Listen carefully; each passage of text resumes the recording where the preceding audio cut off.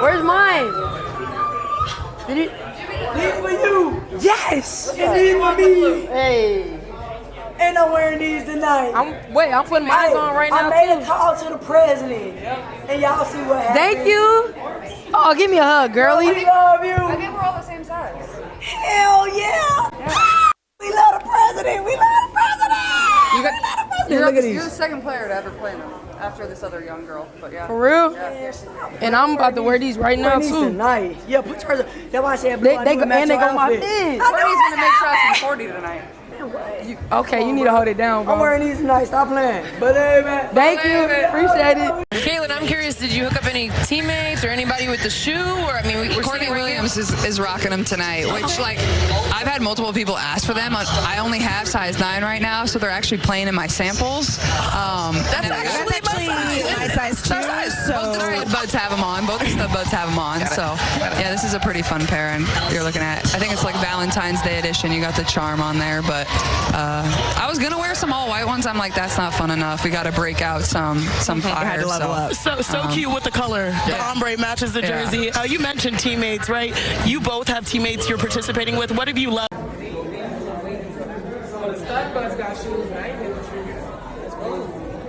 That's crazy. They were the same size as me. Hold up. Oh. Another one. It's the shoes. Ooh. Not that one. Not that one. Yeah, shoot the first one. You right. We need to talk about what is happening with Caitlin Clark's sneakers right now, because this story is not internet noise and it is not hype manufactured by a fan base looking for something to celebrate. This is a documented, measurable, economically verifiable pattern that has been repeating itself with remarkable consistency across nearly 2 years of releases, and the numbers behind it tell a story about commercial demand that the sports world needs to examine with the same analytical seriousness it applies to broadcast ratings and ticket sales. Clark's shoe is breaking records in the aftermath of her all-star performance. Nobody can get their hands on a pair. Not fans who were online at midnight refreshing pages. Not fellow WNBA players who reportedly wanted access before the public release window even opened. The people who managed to secure pairs before the frenzy erupted are now watching resale listings climb to prices that represent multiples of what the shoes originally cost at retail. The Caitlin ones just keep getting crazier and crazier, ladies and gentlemen. Did you see the new Caitlin ones that Clark was wearing at the All-Star game? Look at the colors. Caitlin Clark, you are out here going crazy with the shoes, bro. Okay, I thought the purple was my favorite, but I don't know now. This one might be my favorite. Clark, your shoe game is going absolutely bananas, man. Preview to the All-Star game. These was the last ones, bro. These ones the other day. The yellow ones, bro. The blue. The Caitlin ones are legendary. Ladies and gentlemen, Caitlin Clark, the face of the league, the most electrifying, with the best shoe in the game, Clark. What other color? Let that land before moving to the numbers, because this situation is not the product of a single viral moment or a perfectly timed promotional campaign. It is the cumulative result of Clark's name on a box, doing something to market demand that very few athletes in the history of professional sports have been able to do consistently across multiple product cycles. Here is the documented pattern, and it deserves to be stated with full specificity. When Nike released Clark's Kobe 5 Pro colorway in mid-2025, the shoes sold out in minutes. Not hours, not over the course of a day, minutes. Fans described refreshing apps, blinking, and finding their size already gone before they could complete a purchase. Resale prices on secondary market platforms shot up to between $350 and $400 per pair almost immediately, with at least one documented transaction reaching $600 for shoes that retailed at $190. Hey, I ain't gonna lie, we gotta give it up for Nike, bro. Nike has been going crazy with these different silhouettes and these different colorways, man. You look at the Nike Jaw 3, the Nike Jaw 4, you look at the shoe that Kay was wearing, the ST Charge, You look at the Nike A2s, even the KD19s. All of those shoes have been tough, and these are no exception, man. Think about this colorway. Not only is it fire to me, but I also feel like this is a colorway that was created for the youth, man. The younger demographic is gonna enjoy a shoe like this. You have all the young female hoopers who look up to Caitlin Clark, and she's putting out not only her own signature shoe, but she's putting out colorways like this. Oh my God, you gotta go crazy. Like Nike know what they doing, man. Anyways, I think this is the best, if not one of the best, Nike Caitlin Clark 1 colorways, man. Let me know what y'all think. Think about that gap with complete analytical honesty. Someone paid $600 for a shoe they could have bought for $190 if they had possessed the impossible ability to navigate demand that eliminated available inventory within minutes of going live. That was not a one-off event. When Nike brought back the Kobe 5 Pro Rookie of the Year colorway in April 2026, the exact same dynamic repeated itself. A 10-minute lottery window on the dedicated app, and the shoes were gone before most fans even got their phone unlocked. 10 minutes. The resale environment on StockX started at $233 for that release and climbed as high as $600 within a single afternoon. The same shoe, the same story, a different date on the calendar. When the Indiana Fever colorway received a restock in January 2026, the average resale price on StockX was still sitting around $434. Months after the original release date, the price had not meaningfully declined. It had barely moved. At that point, the economics of what Clark's name on a shoe actually produces in the secondary market stop looking like a shoe drop and start looking like something closer to a collectible market with its own supply and demand dynamics operating independently of what the retail strategies suggest should be happening. This is not a fluke. This is not luck.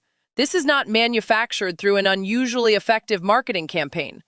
When something repeats with this level of consistency across multiple colorways, multiple retail partners, multiple drop strategies, and multiple seasons, it stops being a phenomenon and starts being a fundamental fact about how the market responds to this specific commercial identity. And right now, all of that existing demand has been amplified by what just happened at the All-Star Game. Girl, Caitlin Clark is on to something. Now, when I say this woman is on to something, I mean she's really close to it. Really close to it. She could sniff it. She could smell it. She could even push that button. But instead, she's like right next to it. And I'm talking about with her hoop shoes. These bad boys right here are just kind of mid. They really are. But one thing is saving them. One thing in particular. And it's the goddamn gradients. The gradient colorways are going to save this bad boy every single time. And the WNBA All-Star Weekend pair is nothing less than doing so. It's nothing less than great. It's nothing less than phenomenal. A gradient on this silhouette with these materials is a 97. Clark did not coast through All-Star Weekend the way a lot of stars do when the stakes are nominally low and nobody is watching closely for effort. She scored the first bucket of the game off a steal. She hustled across the backcourt with the energy of someone who had something to prove. And midway through the evening, she stopped and told ESPN's Holly Rowe on live national television that the fans in that building had paid real money to be there and that the players owed them more than what they were receiving. That moment is more commercially significant than it appears on the surface. Clark, in the middle of an All-Star game, during the portion of the basketball calendar where most players are simply trying to avoid injury and get back to the regular season without incident, went on national television and publicly prioritized the people in the seats. She said out loud what the fans felt. She validated their investment. She demonstrated, in a setting that required no obligation to do so, that her relationship with the audience is not performative. She finished the game with 17 points, 5 assists, 4 rebounds, and a steal. Her team, Team Spoon, won 129-122. The game was played in front of a WNBA All-Star record crowd of 19,783 people at the United Center, nearly 20,000 people in that building, a record, and a significant portion of that record attendance was there because Clark was on the floor, because when her name is attached to an event, people show up at a scale that no other player in this league generates. That same authenticity that drives people to sell out arenas, that drives them to reload sneaker apps at midnight, that drives secondary market prices to climb past $500 and stay there months later, is exactly what Clark expressed when she pointed out on live television that the fans deserved more from the other players sharing the court with her. She was not playing for stats in that All-Star game. She was not building her personal highlight reel. She was playing because 19,783 people showed up expecting something real, and she believed they deserved to receive it. That value system, that consistent prioritization of the fan relationship over personal comfort, is the foundation of the entire commercial phenomenon these shoe numbers represent. Word spread during this period that other WNBA players wanted access to Clark's sneaker before it even released publicly. Not a surprising development when you understand what the numbers look like. When a player's name on a box routinely pushes resale prices past $500 within 24 hours of release, of course players inside the same professional environment are paying attention. Of course they are asking whether there is any way to secure a pair before the public window opens and the inventory disappears in the time it takes to brew coffee. That kind of market reaction does not happen by accident. Everyone in that league has watched it play out drop after drop for nearly 2 years.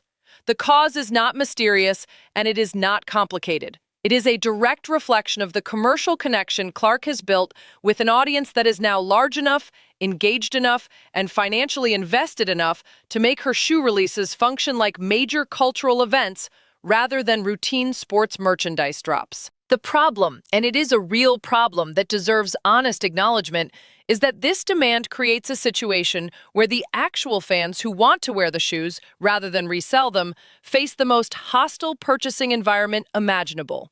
Regular fans, the people who followed Clark from Iowa, the people who bought road game tickets in cities that had not sold out a WNBA arena in years before she arrived.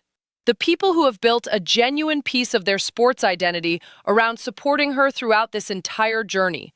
These are not secondary market flippers looking for profit. These are real people who genuinely want to own something connected to a player they authentically care about, and they keep missing out. The restock strategy has been consistent, and it has not been working for that audience. A limited batch through a lottery system disappears in minutes. A slightly larger restock trickles out through select retail locations weeks or months later, still capped, still gone almost instantly. And the secondary market prices that result from that supply constraint ensure that anyone who missed the original window faces a buying environment where owning the shoe at a reasonable price requires a level of luck or timing that most people cannot reliably produce. This tension between the authenticity of Clark's stated values, her explicit public prioritization of fans, and the buying reality that those same fans encounter every time her name is on a drop is where the legitimate frustration lives. She tells national television audiences that people who paid for tickets deserve to receive real effort. She means it genuinely, and the fans who want to wear her shoe pay the same kind of real money for an opportunity to own it, and frequently walk away empty-handed while secondary market sellers pocket the difference.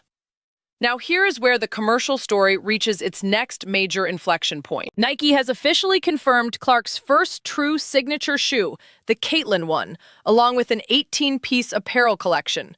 Both are scheduled to release on October 1st, 2026. The shoe will retail at $140 in North America, a lower price point than the $190 Kobe releases that have been producing the resale numbers already documented. On paper, that more accessible price suggests a friendlier entry point for fans who have been priced out of the secondary market experience. But anyone who has been watching this space closely already understands what is coming. If a colorway sold out in minutes and pushed resale past $500, a full signature line carrying her name exclusively, her actual first solo shoe, bearing no other athlete's existing equity but her own identity and her own story, is going to produce a completely different category of demand. Lower retail price means nothing when supply cannot remotely keep pace with the demand a Clark shoe drop generates even in its most routine iterations. The math does not change because the sticker price dropped $50. Clark signed with Nike in April 2024 in a deal reportedly valued at more than $20 million. That contract was signed before any of these resale numbers existed to prove the brand's assessment of her commercial value correct. They were betting on what they believed she could generate. The resale data that has accumulated across nearly 2 years of drops is the proof that the bet was not only correct, but potentially still underestimated. This is the commercial reality of what Caitlin Clark represents in the sports marketplace right now. Record all-star crowd. National television advocacy for the fans. 17 points in an all-star game. And a shoe that resellers are flipping for multiples of retail, while regular fans sit at home wondering if they will ever get a fair shot at buying a pair. The sustained demand is real. The pattern is documented. The commercial identity driving it is authentic rather than manufactured. And on October 1st, 2026, it is going to produce the largest chapter in this story yet. The people who want the real thing, not a marked-up listing sitting 3 times above retail price, are going to need to be ready in a way they have never been ready before. Because if the last 2 years have established anything with complete clarity, it is this. When Caitlin Clark's name is on a box, that box does not wait around for anyone.